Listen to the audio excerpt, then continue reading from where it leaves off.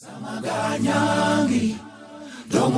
bàyyi dina xam nga xale nga dugal ci moom dara ba mu xam ko ba taxaw di ma wax nii ne lu yomb nag waaye yombul.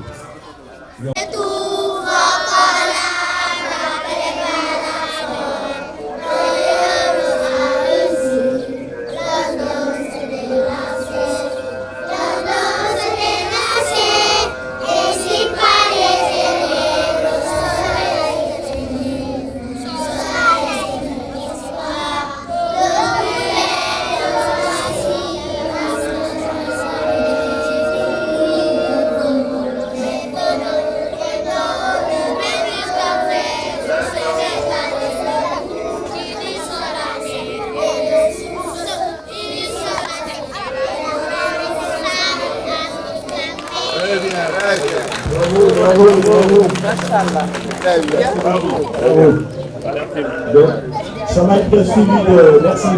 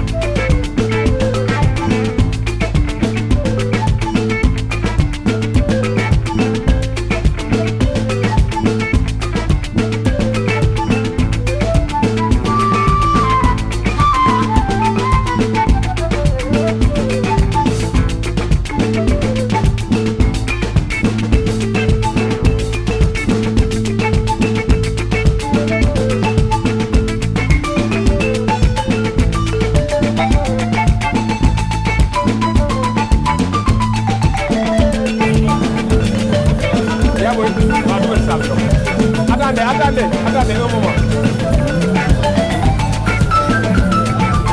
C'est bon? Bien sûr, on peut y aller.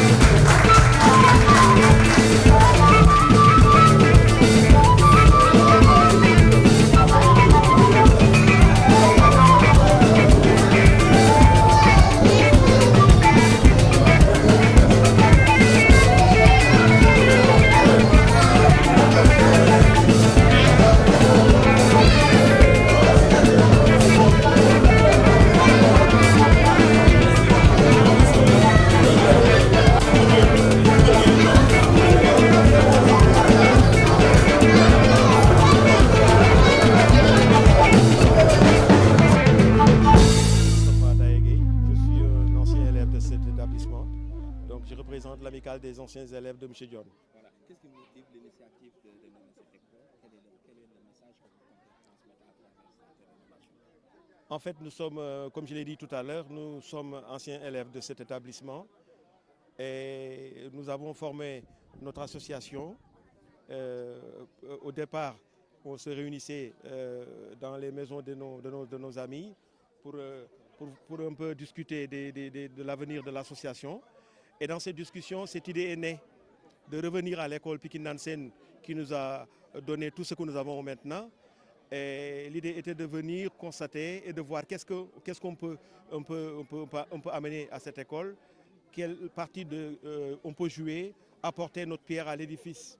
C'est dans cette optique que nous sommes venus visiter l'école et nous avons constaté que pour les élèves du préscolaire, ils sont dans des conditions un peu difficiles.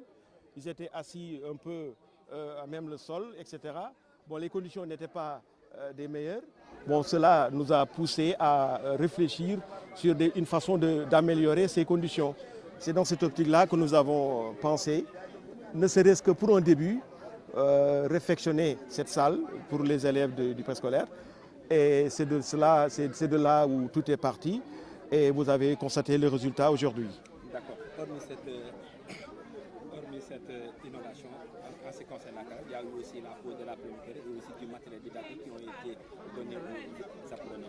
Effectivement, et cette pose de la première pierre, vous y avez assisté tout à l'heure. Et le directeur, M. Diagne, il va revenir sur tout cela. Mais je tiens justement à le remercier pour le rôle qu'il a joué pour la réalisation de ce projet. Depuis le début, ça a été très très long. C'était pas facile, mais il a joué son rôle, il a joué sa partition. Et aujourd'hui, voilà le résultat. Nous encourageons toutes les associations, tous les anciens élèves de cet établissement à venir faire exactement comme ce que nous avons fait à l'ère du Dioub Djoubal Djoubanti, à l'ère de rupture, où on voudrait que les gens soient un peu plus patriotes et investir, montrer la bonne voie. Nous appelons toutes les associations à faire ce geste qui un peu va donner l'exemple à tout le monde. Et si tout le monde le fait, c'est le Sénégal qui va de l'avant. Revenons un tout peu sur la situation de l'école. On a vu que l'école, les salles de classe sont vieilles, dans un état de dégrèvement un tout peu avancé. Vous, à votre niveau, qu'est-ce que vous dites aux autorités afin qu'ils apportent leur pierre à l'édifice? Mais effectivement, c'est d'ailleurs ce que j'ai dit tout à l'heure. Je me rappelle que quand nous étions dans cette école, il n'y avait pas ce bâtiment-là à côté. Donc il y a eu peut-être quelques changements, mais l'école n'a pas beaucoup changé, il faut le dire. Un ancien élève peut venir ici, il va se retrouver sans problème. Ça veut dire que cette école a besoin d'être réfectionnée. Et pour ce faire, c'est vrai que les anciens élèves qui sont là, qui sont maintenant devenus des cadres dans l'administration et qui sont un peu partout dans le monde, doivent jouer leur rôle, mais aussi les autorités doivent apporter leur pierre à l'édifice. Donc nous appelons les autorités à nous appuyer pour vraiment réfectionner cette école qui a vu former beaucoup de cadres de l'administration sénégalaise. Et voilà, c'est pourquoi il y a lieu de le dire. On avait fait appel aussi à la RTS pour couvrir cet événement. C'est malheureux que la RTS ne soit pas là pour couvrir cet événement, parce que c'est un événement majeur quand même, si on voudrait bien donner des exemples aux gens pour qu'ils puissent effectivement aller dans ce sens de faire quelque chose pour leur nation. Et ça commence par ça. Juste une dernière question, en ce qui concerne la déclaration des Miss, aujourd'hui, l'école, comment comptez-vous accompagner ces directeurs d'école, ces enseignants et enseignantes, pour qu'au moins que le message en ce qui concerne le patriotisme puisse être mis à jour afin que certaines dérives qu'on note aujourd'hui à l'école ne puissent se refaire? Je pense que durant la cérémonie, on en a parlé. Je l'ai dit un peu en taquinant un peu, on s'est rappelé un peu de la musique de Laïdiaou le dimanche. Bon, c'était juste pour dire qu'en cette période, on avait beaucoup de respect envers nos maîtres, on avait beaucoup de respect envers nos instituteurs. C'est dommage que les temps ont changé et que vraiment nous vivons une époque très très difficile pour nos enfants. C'est justement cet exemple-là, ce modèle-là qu'il faut ramener. Et c'est bien, on peut bien le faire. Et cet exemple, ce pas qu'on vient de poser, va dans ce sens-là. Et je pense que, comme on a dit tout à l'heure, ce n'est qu'un début. On commence par cette salle, mais on va aller très très loin. Mais nous ne comptons pas y aller seuls. Nous voulons y aller avec tout le monde et un peu avec l'appui des autorités. Je pense qu'on pourra quand même atteindre nos objectifs. Une idée du budget qui a été consenti pour la réflexion? Bon, je préfère ne pas en parler. Super. Voilà. Ouais, mais nous avons quand même été appuyés par beaucoup de personnes. Voilà. L'essentiel, c'est que le travail soit fait et le travail a été fait. Merci. Merci.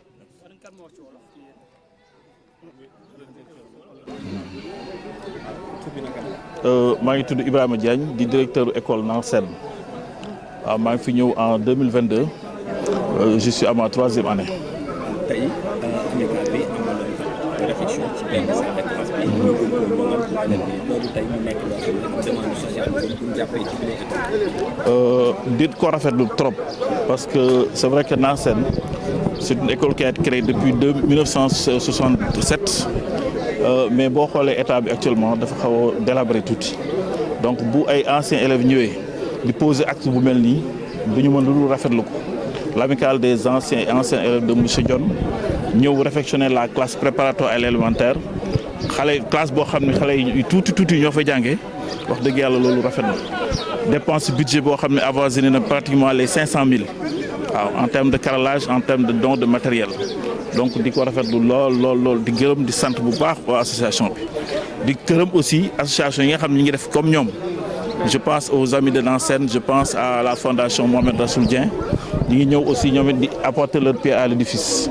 donc wax dëgg yàlla di kontaan bu baax a baax ci action bi nga xam ni ñu ngi koy def. daanaka bu ñu ko déggee dafa mel ni jamono ji wàllum njàng mi enseignants yi dañoo xaw a nekk si ay jafe-jafe. donc jot na tey ñu jéem a taxaw yu ne mel. faaw ñu taxaw ko mu am ay cartes pour mën a def. effectivement parce que loolu problème école yëpp la au Sénégal c'est vrai que école yëpp dañuy souffrir de problème de moyens ñun boo gisee sax mu xaw a tane ci ñun le maire madame le maire Aminata Kanté le maire de la commune de Sam Notaire daf ñuy appuyer en termes de fourniture à la rentrée des classes. En termes de matériel de reprographie affaire photocopier yëpp mu ngi ciy jàppale mais c'est vrai que école yi dañ soxla jàppale parce que bâtiment yi màgget nañu n'est-ce pas ba pare vraiment daal intrants yi taxu ko demee noonu boo xoolee pratiquement le budget de fonctionnement bi nga xam ne école dañ ko doon am depuis 2019 ba léegi benn école Sénégal jotu ko donc loolu muy xeex boo xam ne syndicats yi ñu ngi ciy xeex pour que vraiment école Sénégal yëpp jot budget parce que loolu mooy doxal école parce que école dafa bëri ay dépenses en termes de facture de courant en termes de matériel didactique lu jëm ci craie lu jëm ci livre lu jëm ci cahier loolu lépp xale dañ koy soxla te ñun genre école yi nga xam ne c'est des écoles pléthoriques yoo xam ne ay 800 élèves lay def wax dëgg yàlla loolu du yomb a gérer mais nag yàlla ngi ñuy dimbale ba wax dëgg yàlla ñun depuis ñu jëlee service à l'école ces 3 dernières années je parle sous le contrôle du président du CGE résultat yi mi ngi dem de au-delà de 93% muy ci CFE muy ci entrée en sixième donc loolu dañ koy rafetlu bu baax a baax.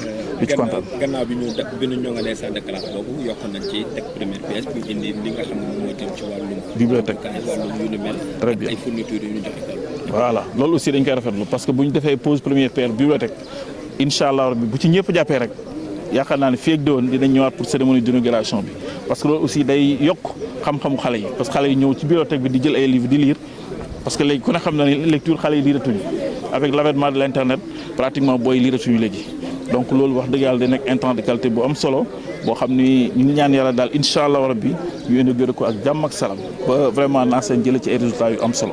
question boo xam ne day xaw a jëm ci li rek mooy wàllum cantine scolaire yi ci école yi ñu élèves yi nga xam ne wàllum inclusivité dañ la koy woote mooy élèves yi nga xam ni dañoo xaw a am ay handicap. ndax école bi aussi côté boobu noonu lépp nga ñëw foofu. waaw école inclusive nag am nañ ci boo xam ne ñu ngi koy expérimenté au niveau de Guédiawaye je parle sous le contrôle de l'IEF. école 23 ak école Ndiarka ak Doro Sy ñooñu commencé nañ ko comment dirais-je formaliser n'est-ce pas ci 3 écoles yooyu pour l'instant au niveau de Guédiawaye donc moo tax ñun cas yooyu bu ñu ko amee dañu leen di orienter vers ces écoles là waaw mais pour l'instant daal CPE bi on prend les élèves de 3 à 5 ans c'est une classe préparatoire à l'élémentaire boo xam ne dañuy dimbale ci recrutement CI bi loolu moo tax pratiquement boo gisee au niveau de Guédiawaye généraliser nañ ko presque ci école yëpp waaw la plupart des écoles am nañ CPE pour que ñu préparer n'est-ce pas recrutement boo xam ne day am solo pour le CI.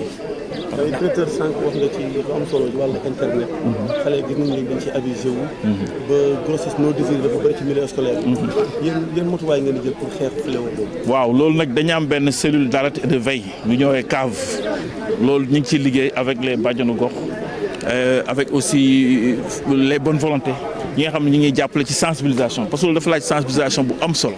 boo gisee mu développé wu actuellement au Sénégal c'est vrai que dafa des lu bëri il faut que travail de sensibilisation bi ñu def ko bu baax a baax loolu nag ñu ngi ciy woo bu baax bàjjenu gox yi parce que xale yi nekkul école rek mooy milieu bi nga xam fa lañ leen war a yare c'est vrai que école da ci jouer une grande partition mais nag kër ga aussi daf ci am solo mbedd mi daf ci am solo donc loolu ñu ngi ciy ñaaxaat parents d'élèves yi bu baax a baax parce que élèves yi ay xale lañu waaw boo leen surveillé wul rek musiba mën na am donc ñu ngi ci ñaax bu baax surtout bàjjenu gox yi pour ñu dimbaleen ci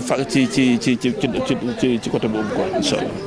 merci beaucoup. ñu jël rek voilà. waaw. Vas-y, monsieur l'inspecteur. dañ lay daal di dugal benn question rek wala français par rapport ak le plaidoyer qui a été financé. C'est bon, ñu dem oh. C'est bon, vous présentez. Je m'appelle Martin Mendy, inspecteur à l'IF de Guédiawaye. Aujourd'hui, vous avez assisté à la... Et je suis à l'ICD du district Sam Notaire. ICD, ça signifie inspecteur chef de district. Et depuis 2022. D'accord. Vous avez participé à l'inauguration de la salle préparatoire qui a été réfectionnée par l'association. Aujourd'hui, il y a un plaidoyer qui a été formulé en ce qui concerne la réflexion totale de cette école. Vous, à votre niveau, qu'est-ce que vous pouvez dire par rapport à cette doléance? Donc voilà, par rapport à cette doléance, je crois que bon, tous les acteurs de l'éducation doivent s'unir. Parce qu'on dit l'union fait la force. Donc si chacun apporte sa pierre à l'édifice de cette institution scolaire-là, je crois que non seulement on pourrait améliorer le cadre de vie, c'est-à-dire l'environnement scolaire, l'environnement immédiat des enfants, mais aussi cela va contribuer à booster les performances scolaires. Et on sait que bon, tout enseignant aimerait que ses élèves puissent réussir aux examens de certificat et entrer en sixième.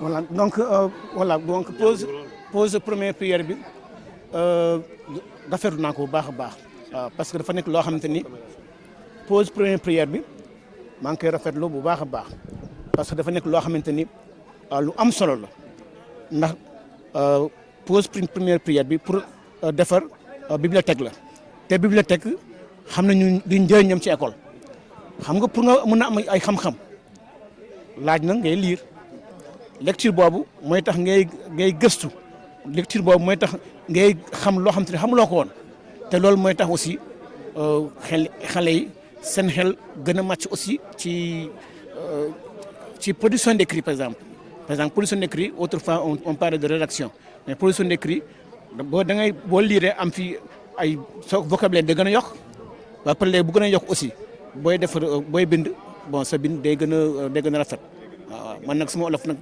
rafetul man waaw.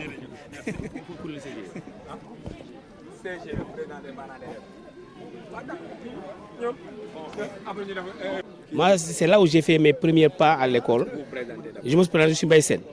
Je suis socio-économiste, coordonnateur des ONG de Dakar. Je suis membre du Congat et personne au niveau de l'école.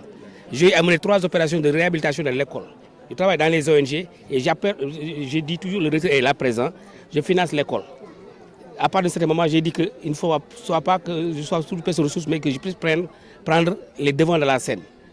Parce que j'ai réhabilité l'école avec mon ONG, le GRED, avec la coopération italienne, donner aux enfants des fournitures scolaires, un équipement scolaire, réhabiliter les classes avec l'ONG Plan International et Réaction. Déjà, ça c'était déjà fait. Donc aujourd'hui, ma satisfaction est qu'en tant que produit aussi de l'ASC Manko, ce que nous faisons en temps, c'était de faire des levées de fonds. Aujourd'hui, j'ai entendu vraiment un signal fort que de l'ASC va revenir à l'école. Parce que c'est avec le milieu qu'on puisse construire l'établissement. On le faisait avec l'ensemble des organisations qui sont dans le milieu pour regrouper toutes nos énergies et pour pouvoir contribuer avantage pour la réhabilitation de notre école et l'entretenir. C'est pourquoi l'école était une école modèle. Ici, tous les grands cadres ici, tous les grands cadres de l'administration amènent les enfants à l'école Nansen de 67 à 1980 pour faire leurs études ici. Parce que c'est une école ciblée qui avait un renom. Donc nous voulons redorer le blason pour que l'école soit une école modèle. Et nous avons une satisfaction dans la mesure où le directeur qui était là en 1960 a été remplacé aujourd'hui par un directeur jeune, talentueux, qui a pris vraiment les pas de l'ancien directeur qui était là, M. Cheikh Sedat Gueye. Donc c'est une satisfaction que nous manifestons pour dire que nous remercions tout le monde, les partenaires, les enfants et les parents d'élèves. Et surtout à l'amicale de M. Dion. Pourquoi les gens disent l'amicale de M. Dion? Parce que déjà, à l'école 15, à partir de 1967 et 70, il y avait une tradition. Tout instituteur qui prenait une génération était contraint de la connaître jusqu'au CM2. C'est pourquoi on dit promotion M. Dion. Un maître ne devait pas être là pour avoir une classe cette année et de changer. De sorte que déjà tu es responsable de la réussite de tes élèves, ce qui nous permet de faire des résultats. Mais aujourd'hui, l'actuel directeur a fait une symbiose. C'est un manager, il sait vraiment mettre en force toutes les énergies. L'école est un maillon, est une chaîne où chacun des maillons chacun de ces maillons est indispensable. Elle a su ménager et mettre en place une dynamique communautaire et sociale. Tous les enseignants qui sont là ici, elle a les ressourcer. Les enseignants passent la journée et là, ils construisent une famille, ce qui leur permet de faire d'excellents résultats. Donc déjà, chacun est responsabilisé et il fait un bon management, ce qui lui fait la réussite de ses intentions. Merci.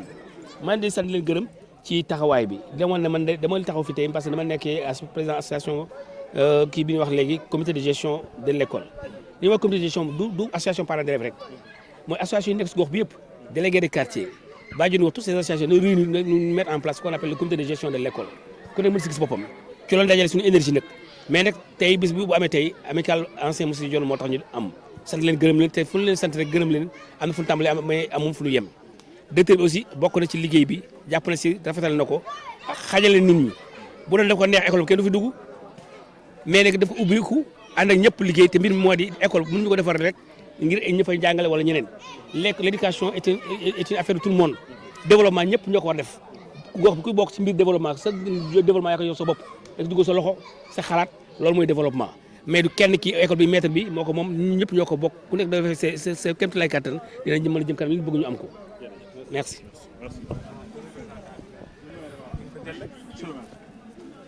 On termine avec monsieur. On termine avec monsieur. Gannaaw ba nga ñëwee teewal maire naka nga jàngatee bi des initiatives bi nga xam ni les anciens élèves de monsieur Dione ñoo ko mën tey ci école bi de. waa tey bis la bu mag boo xam ne communauté Sam Notaire mais dañ ko bokk ak foo mënta nekk nag 35 quartiers yëpp muy bis boo xam ne ñi nga xam ne ñooy doomu fu mel ni école Nansen jàngee fi ba màggee fi ba tekki am fu mel ni benn courage seen engagement dellu si tey jii nii ne dañuy jël tabax fu mel ni benn classe préscolaire pour seen école bi nga xam ne moo leen jox lépp loolu nag boo ko gisee exemple la fu mel nii te mairie Sam Notaire daf ci am mbégte ndax commencement la boo xam ne dafa ko commencé continuer ci bépp école boo xam ne mu ngi fii Sénégal commune Sam Notaire nag am na boobu mbégte ñu commencé fii nii tey jii nii ñu tabax benn salle de classe préscolaire bu mucc ayib maire bi mu ngi jël mais di employé mais benn mouvement bu mag boo xam ne si budget bi jagleel ko lépp luy éducation ak lépp loo xam ne santé la ndax dañoo jàpp ni xale bu fekkee ni am na wér-gu-yaram te jàng dana tekki waaye bu fekkee ñaar yi manqué na ko dul dem moo tax ñu jël suñu lépp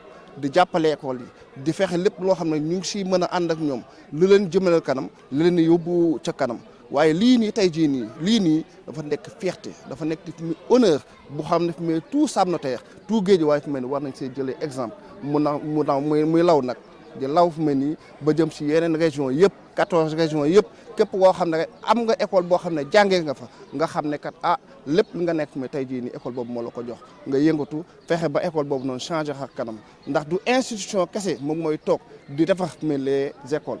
mais bu ñu toogee ba kenn ku ne yëkkati loxoom teg si ciment ne man kat damay defar bu yàggee fi ñu am fi éducation de base am développement jërëjëf merci. Mamadou Ndiaye conseiller à Sam Notaire chargé de communication de la mairie je parle sous le nom de madame la maire Aminata Kanté je suis son représentant voilà merci. grand panel aussi d'accord dama ko fàtte wax. jërëjëf bàyyi bi nga xam nga xale nga dugal ci moom dara ba mu xam ko ba taxaw di ma wax nii mel na ni lu yomb nag waaye yombul